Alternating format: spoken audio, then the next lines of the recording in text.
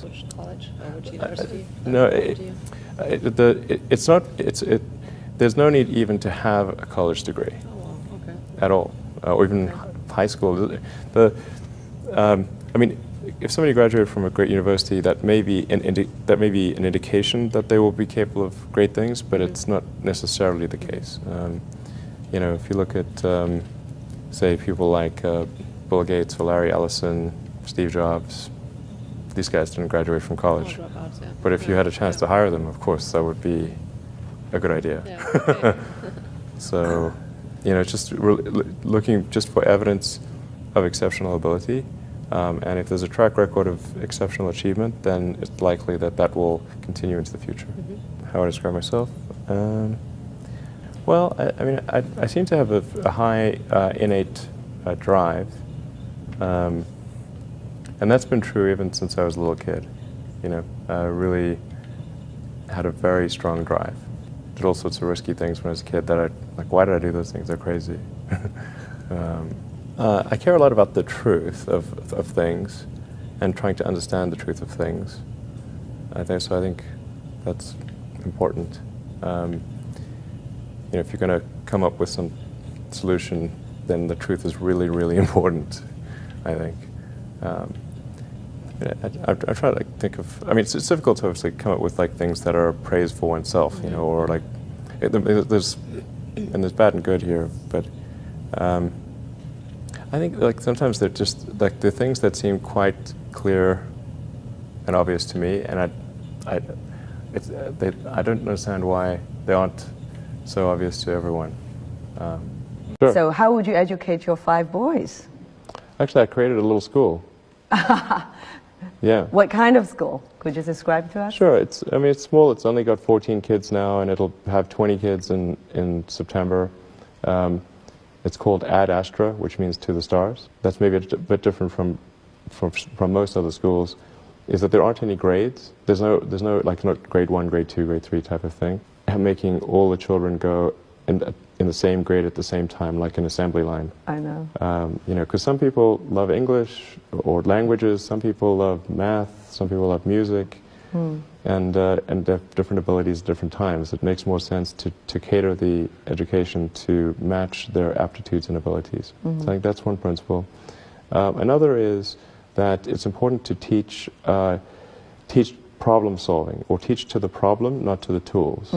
So this would be like, let's say you're trying to teach people about how engines work, or you know, you could start by a more traditional approach would be to say, well, we're going to teach you all about screwdrivers and wrenches, and you're going to have a course on screwdrivers, a course on wrenches, and all these things. And this is a very difficult way to do it. A much better way would be like, here's the engine.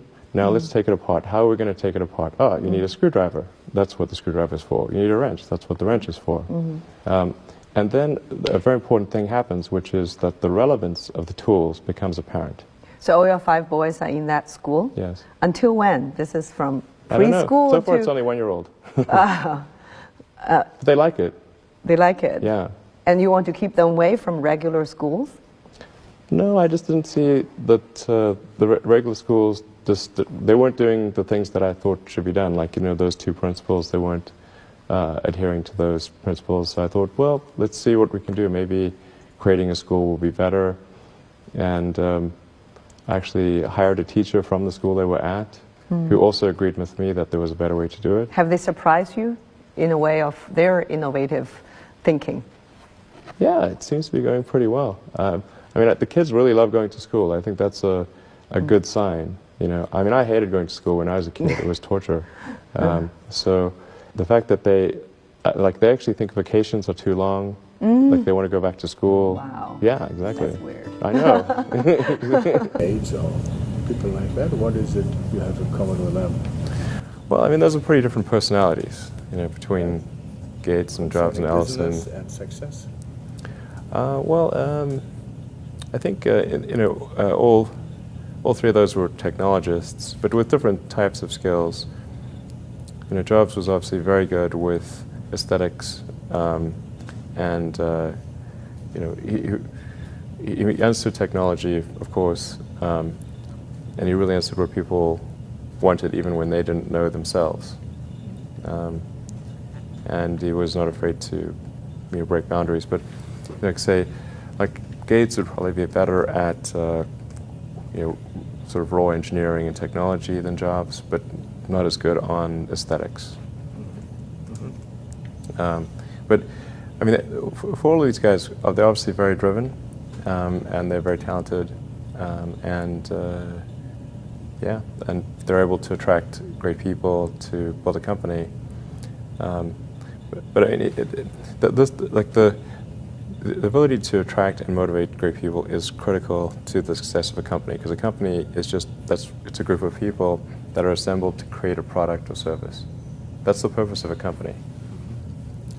People sometimes forget this elementary truth, and so if you're able to get great people to join the company and work together towards a common goal, and you sort of have a relentless sense of perfection about that goal, then you will end up with a great product. And if you have a great product, lots of people will buy it, and then the company will be successful. Yeah. But really, it's pretty straightforward, really. I mean, yeah, that's the reason for it. I wouldn't say I'm fearless. In fact, I think I feel fear quite strongly. But if what we're doing is what I'm doing I think is important enough, then I just override the fear. Mm-hmm. So, but it's not as though I feel it like more strongly than I would like. And in which areas would you never go full risk if you still are fearful? Well, it really depends on the stakes. If the stakes are high, if it's really important, then I will overcome the fear and just do it anyway. Mm-hmm. But essentially, I mean, I just drive overrides fear, but I feel the fear. It's kind of annoying. I wish I didn't. Okay. I wish I felt it less. Uh-huh. So, yeah. All these introspective questions are interesting. I don't get asked these very often. And then, like, I'm trying to think, like, what is like an accurate reply? And some of these, it's hard to evaluate yourself in these things. Mm-hmm. Which company you founded was the most risky at the start? Well, probably SpaceX. I thought it had the lowest chance of success. I mean, I thought both Tesla and SpaceX would fail at the beginning. You thought? Yeah, so? sure. Really? Of course. But nevertheless, you put all your money in that, in both. I expected to lose it. Well, technically, what I thought was, well, I'll take half the money from PayPal, and if I lose half of it, that's okay. But then, of course, the companies encounter difficulties, and then I have a choice of either let the company die, or put, all the money into the companies. And so I really didn't want the companies to die, so I put all the money in the companies. Yeah. And then I had to borrow money from friends to pay living expenses. Yes. What was your best idea ever? My best idea ever? Yeah. This is tricky. I suppose coming to North America was my best idea. Okay. Because I think these things would not have been accomplished, almost anywhere else. It's really hard to start a company, but in particularly California, Silicon Valley is very conducive to startup companies, and so whenever I'd read books in South Africa, it would seem like the cutting edge of technology was in Silicon Valley, and so that's when I wanted to come and I wanted to move to this mythical place. Okay. And are there things you regret having done or for not having done so far? Well, there's lots of things that when life is short, and there's lots of things that could be done that one can't necessarily do. And these really are introspective questions. I think, I mean, overall, I think I'm pretty happy with where things are. It's hard not to be, honestly. Yeah. You know. I'd be, yeah. Yeah, things are in a good place right now, and I mean, I'd like to, looking ahead, I'd like to see humanity go beyond Earth and have people on Mars. That would be really great. And to see widespread adoption of electric vehicles and renewable energy. These are great things. And yeah, I think those would be really, really cool.